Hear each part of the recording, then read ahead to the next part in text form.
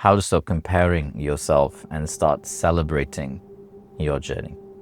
Have you ever scrolled through social media? You've seen someone living their best life and instantly you feel this kind of pang and you feel like you're behind and you need to catch up, or that you might never catch up, they're just so far ahead. Or you felt good a second ago until you saw that thing.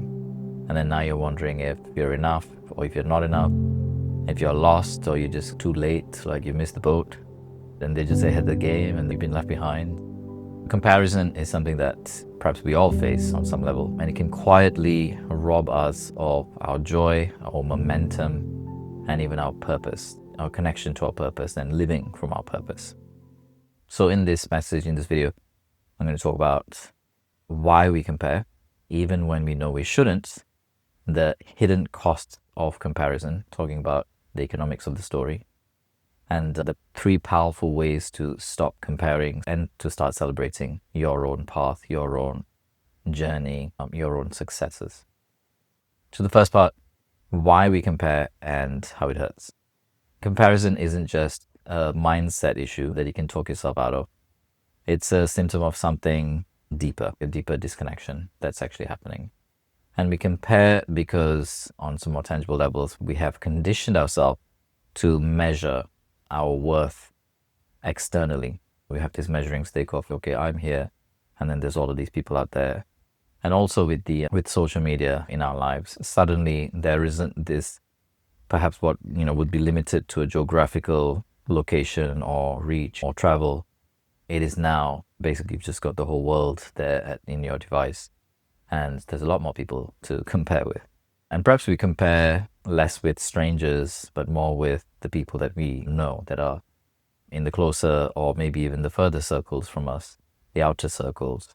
But there's comparison that we do. Social media makes it easy for us to see everyone else's highlight reels, and sometimes we forget that it is their highlight reels, and someone could just be suffering and struggling with something, but then they're just posting all the bits that we want to see or they want you to see. And then our nervous system scans for, okay, where do I stand in this? Almost like a hierarchy. And as a way for the nervous system to work out if it's safe, if it can feel safe, and if there is a problem to fix.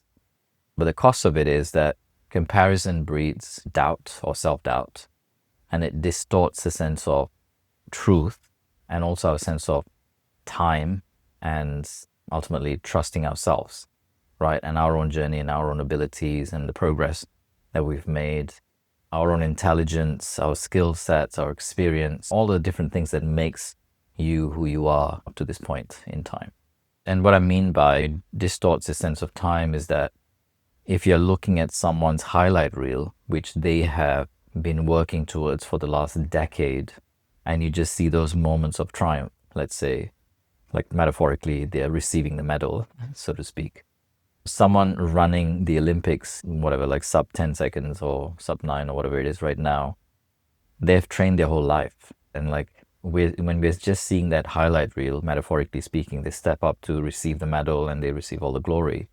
What we're not seeing in that reel is all of the work that's gone in. So in that sense, the time that they've put in to get to that point, the effort, the energy, the focus, the commitment, right, the steps that they've taken, and all the things that they've had to say no to in order to choose that thing, right, to succeed in, right, and be in that highlight reel of their life. So in a way, it distorts our sense of time, and then we look at that and think, oh, shit, I'm behind, right? This person's so far ahead. Should I even just bother? Should I just give up? It's a distortion of what is actually true. And it makes us forget our own growth. But also, I think it makes us forget who we are. It's like saying, if you go out into nature and if you look at, I don't know, you've got like roses, like rose plants in your garden, and then there's lavender on the other side. It's like the lavender is saying, oh, I'm not good enough. I'm not worthy. Look, the roses are so beautiful. Or like the rose will probably have its own version if it had a human mind. It's gonna, oh, the lavender is so beautiful and it's got all this different color and it smells in this way. But that's what we do as human beings. It's like we're all completely different and unique. And if you think of it from a more energetic or Wu-compliant perspective, if the entire universe is expressing itself in one unique form known as you, isn't it funny sometimes ha funny, that we as human beings actually then take this unique expression in infinity, which is you, and then compare it with a completely different, unique expression of the universe and say, oh, yeah, I just don't measure up to that. I'm not good enough. And then beat ourselves down. And that's the gift and so-called metaphorical curse of the mind, right? Like that we have a mind that can think and can problem solve, but then when we identify with it, then therefore our suffering, as you would know from this work. From a story work perspective, it comes from comparison, right? Like where does it come from? It has its roots in the not good enough story, the not worthy story, and it not only comes from it, but also it perpetuates itself, like it breeds more of itself, right? So it comes, the not good enough shows up as a comparison, and then it creates more of itself. It's self-perpetuating. And that's how the mechanism of the story, we look at story work from our body work, that's how it works. So let's look at what else. So the real problem is that we've forgotten to look inwards, which obviously that is our perspective, that's our focus here in this body of work, being inner work. And the tools of yoga, meditation, transformation, all of these are opportunities for us to look inwards, go introspective, and find out like what is true and what's not. Comparison grows when connection to self is low, when we've lost or losing connection to ourselves, right? When you're deeply rooted in your values, your purpose, your truth, you're less shaken by what others are doing, right? So in other words, when you're in your own lane and staying in your own lane, realizing like, okay, this is where I'm at right now, but also this is what I'm up to, and that's what they're up to. So you cannot most of the time compare. I mean, you can obviously if you want to do that, but it creates all of this suffering. It's not an equal comparison. Like it's not a fair comparison, right? What is it? What's the saying? You judge a fish. Actually, I'm not going to go into the saying, well, that it can't climb a tree or something like that it's stupid because it can't climb a tree. Of course, it's not built to do that. It's built to swim in water. I think that's the saying. If I've messed it up, then great. There's a new saying. What are some common signs that we're stuck in comparison? You feel anxious, and the anxiety is not just from scrolling. The scrolling machines that we have are instant supply of anxiety, instant supply of stress and suffering. It's just there, just unlock and bang, it's there, right? We fall straight into it. But it's not just the scrolling, right? Sometimes you're like you're walking down the street, or sometimes you meet your friends for, I don't know, lunch or dinner or whatever it is, a gathering. And then so-and-so announces something and you're like, oh my God, why is it they can and I can't? Their journey is different, right? To you, to me, to every one of us. And it's just honoring that, or reminding ourselves first that they're different. You're constantly questioning your choices, like sitting there, right? Thinking, should I just do this? Or should I just done that? Or should I just done that? And that's why like we get fickle and we keep starting different things. And if you start different things, that's a good way to guarantee that you're not going to get far with anything, right? Or just anywhere. And what it guarantees is that we just waste our time and energy and effort and life force doing lots of different things, but not getting anywhere. Not even fast, like just we're not getting anywhere. Because you start one thing, stop. You start the next thing, you stop. Start the next thing, you stop. And then keep doing that with different things. And sometimes people do that. If I think back when I was in uni and I started working in corporate, some of my friends would just keep going and they'll just do more courses, more degrees, more masters, more PhDs. And that's all awesome. They're just too scared to maybe go into a job and apply it, or to start that business and actually move things forward, or get into the relationship, or start to work on their health and their fitness levels, whatever the thing is, right, that they're working towards. So we tend to just keep learning and hide behind the learning. That's another way to do that. So that you have more qualifications, you have more pieces of paper, and say, yeah, I'm much more accredited now. But sometimes the most accolades, like people with the most accolades, they just haven't really done anything with it. It's just, they're just really smart, so to speak, but almost like a waste of all of that knowledge and maybe even intelligence and talent, right? Unless it's applied. Other signs you're achieving, it still feels like you're not enough, or it doesn't feel like enough at all. So you're constantly striving and chasing. And my personal experience from just having worked with tens of thousands of people over the last 2 decades, is that it's good to have some level of, not comparison, like you're reaching for something and that could fuel you to move forward. But then there's a tipping point and it goes over when it's unhealthy, and that's when it starts to debilitate us, right? Like just not good enough, and it goes from motivation to just like giving up, basically. What's the word? Apathy, I think. So you don't need to move faster. Perhaps you need to move truer to yourself, right? And truer to yourself might mean, yeah, get on it, go do the thing that you've been thinking about for all this time. Or maybe it means actually you need to take a break, recharge, so that you have more energy to continue, right? And it will be unique to you in wherever you are right now in your journey, if this speaks to you. So when you look inwards, what do you see as the truth?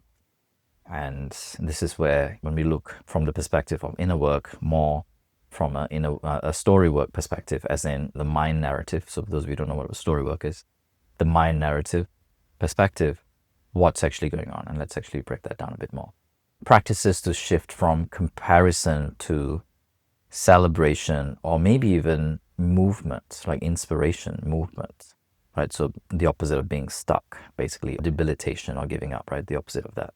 First is actually to just zoom out and look at your why, which I kind of harp on a lot in our work.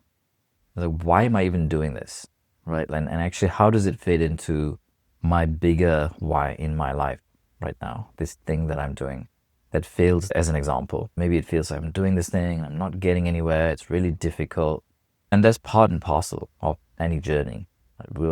Whenever you set out to do anything new, you're pretty much guaranteed that you're going to be met with uncertainty and obstacles and challenges, right? Because every challenge that we meet in our journey grows us, right? And then it prepares us for the next and the next levels. Sometimes when we're going through that, the minutia of it, the difficulty of it, and then we're looking at someone else and they're just having their shining moment, right, on the podium, so to speak, their highlight reel, and we think, oh my God, look at that, they've already done it, right? They've already done their thing. They've only just started. They've just only been doing it for a year and they're already there. And look at me, I've been doing this for so long and I haven't actually got there yet. And that's the time to pause and look at, okay, hang on, why am I even doing this? And it could be completely different, right? Their reason you might not even know, but even if you did know, probably completely different. So reconnecting with that. What's your why? What's your why for doing that thing? But also, how does it fit into your bigger why for your life? Your bigger kind of direction of what it is that you want to call forth or create or heal, right? Or manifest, if you want to call it that. And reminding yourself, why did I choose this path? And guaranteed any path is going to have some difficult terrains to cross, right? Before we start the thing, we always think, yeah, it's going to be amazing. It's going to be so much fun. And I'm just going to fly through it. And then you go on, I imagine the metaphor I use is like going out for a walk into, let's say, I don't know, the forest or something. You just think it's going to be like amazing, right? And beautiful. But then as you go, it might rain or you might have to cross some muddy parts and like everything is going to get wet and dirty, right? Or suddenly like there's a bit that's flooded, or I don't know, there's a dangerous animal, or just things can happen. And you can prepare as much as you can, but also you want to prepare for life's uncertainties as well. So that's why, rather than just focusing on specific strategy, it's to zoom out and just remind yourself, reconnect with, why did I choose this path? I have a student who messaged me and said, oh, she's just done the path in Spain, Santiago, right? The walk that she's done. I think it's 200 kilometers or something like that. And she just completed it. Think about that. Like, you're guaranteed to meet, even though I think they walk on the streets mostly. It's a tough thing to do. It's a really tough thing to do. And you're going to go through journeys unless you've done it. You can't imagine like some of the challenges that they'd be going through unless you've actually done it. And even if you'd go and do it, it's going to be different for you. So why do you choose this path? Why do you choose this journey? Why do you choose this outcome that you're after? And why in the way that you chose it, this path to get to that place, that journey, the outcome, right? Why for you? And it'll most likely be very unique. And also to ask the question of what season am I in my journey? If you're comparing your winter to someone else's summer, let's say, right? And it could be all sunny and shiny for them, right? When you look at their highlight reel, and you could be going through the difficult part of your journey. But know that they would have had to cross their winter, their difficult terrain to get to wherever they are right now. And also, there is no guarantee. Nothing is permanent in life. You might see them in summer, and in the next moment, they will enter their next winter, most likely. Just like we know from our own journey. Sometimes the moment of glory is there, and enjoy it when it's there, and then don't get attached to it. Because the next thing the universe will bring you sometimes, or life brings you, is just, okay, here's the next challenge, get ready. And it's said from my journey of transformation, that's how it's been. So it's not to suck the joy out of it, it's to really lap it up, enjoy it, celebrate it, acknowledge yourself for how far you've come. Take a moment to let that sink in, to let that be embodied, right? Or to let that be felt in your heart. And then be ready, right? Like not paranoid, just be ready. In other words, be present. Because in any moment, the next level will come. Life will give us the next level, most likely. At least that's what I've experienced. You can't compare your summer with someone else's winter, or your winter with someone else's summer. The second is replacing your comparison or jealousy or doubt, whatever that is running in that moment, with, I want to say, inspiration. One of the things I've learned over the years, when I go into this, oh my goodness, that person is doing so much better, and I'm really shit because they've done it in less time, or they've done it in an easier way, or they've had just this monumental success that I just feel like a loser because compared to them. And sometimes we can get jealous, right? Or resentful towards them, or thinking bad thoughts, right? I'm not going to do anything bad, but just think, how dare they? And the truth of that, when I got underneath that, like maybe just one level underneath that, is that some part of me, what's there for me to learn is that maybe there's something there for me to learn. They know something that I don't. They have experienced something that I haven't. They've learned something that I haven't learned. They've done, right, like the hard yards that I haven't done, that I just haven't seen because it's not showing in the highlight reel of their life, so to speak. It's to take that and the things that, would make me jealous or resentful, to take that as inspiration. It's very easy, right? Like we live in a world where people will support the underdogs, but the moment someone stops being the underdog and you go in par with them, or they think like you're surpassing them, people tend to then throw stones and try and drag you down. And that's the mindset that keeps us small and never succeeding, however we measure success in any area. And I've learned that rather than throwing stones at them, the truth is I feel insecure because they have done something, they've learned something, they've experienced something. There's something there that either I don't know or haven't done, right? Like that they've earned that most likely. Like it probably just didn't fall in their lap. So what can I learn? How can I be inspired by what they've created for themselves in whatever area of our lives? Turning the jealousy to inspiration, I would say. Yeah, what is this showing me about what I desire? What is it? What's missing? Why am I getting so-called triggered by their success? And how can I turn that trigger into inspiration? The third part is a bit more of a heady version, and it's like tracking your wins. And I'd say more than tracking, I'd say more actually acknowledging and celebrating it in the moment. In our body of work, I would say celebration to me doesn't mean go out and get wrecked. Celebration most of the time means acknowledging in that moment, like just giving it a moment for it to really land, at least for it to become embodied. I've worked for this.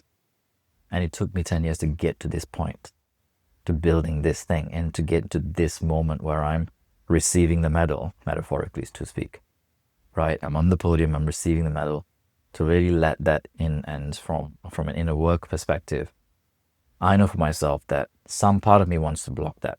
And sometimes it would be like a compliment or an acknowledgement. People come and say, wow, well done, that was amazing. Kudos to you, whatever, congratulations. And I used to find myself, when I started to build more awareness, there was a point when I wasn't aware. And then I started to become more aware. And I started to become more aware. I noticed that there's part of me that was blocking that. And that blocking and not allowing it in, not receiving the acknowledgement, is also what I do to a bigger degree with myself. So externally, when people give me the congratulations, some part of me receives it, but most of it I blocked it. But me to me, if I was to congratulate me, I don't even do that. But even if I did, the acknowledging and celebrating, I'll just block that. And that comes, the root of that lives in that machine, that mechanism, the story of I'm not enough or I'm not worthy, right? Like I need to be more, I need to do more, I need to be more. Because like where else is that machine, that mechanism going to live? If it doesn't perpetuate itself in these forms, like blocking out and not receiving the acknowledgement, not just externally, but self to self, right? And more of the work is actually self to self, which will then open up to other to self, like receiving from other to self. So I hope that makes sense. It's about taking your power back. It's about remembering, who you are. This comparison keeps you and me and all of us in competition. And celebration moves you into alignment. So there's a bigness, right? There's a capacity within us that we can celebrate someone else's success, even if we're not quite there yet. It creates space for that level of success, or even a fraction of that success, to show up in your life. But if I'm resenting that, then there is no space. Like I'm the opposite, right? It's the magnet that repels. Right? You know how some magnets attract and some magnets repel. So when I'm resenting it, I'm repelling that from my life. I'm saying no, space for that in my life. Yeah, so if you're ready to stop abandoning yourself, then, for those of you not in this body of work, that's what this work is about. Right? So for you to, if you feel like you've been spinning and overthinking, people pleasing, never feeling like you're enough, and this work is about you reconnecting to your own truth, your unique truth, your purpose, your bigger why in this lifetime. That's what we do here. It's to heal the emotional patterns and the story machine, right? The mechanism that's running your life, that's behind all of this comparison, that leads to burnout, that leads to resentment, that leads to jealousy, that leads to doubt, right? And this kind of caused all the havoc that's related to this pattern. And it's about you remembering who you are without all of that noise and the pressure, which, really most of the pressure we create for ourselves. So it's about you taking your power back. It's not chasing anymore, but it's coming back to what's already within you and who you are, the truth of who you are. And your timeline, your journey, your timeline is sacred. It's unique. Your path is enough. Right? The journey that you're going through and what you are receiving and every step. It's, you could say, maybe custom made for you. And your journey deserves celebration, not comparison. And comparison is noise, and you are the signal, and it's time for you to tune in.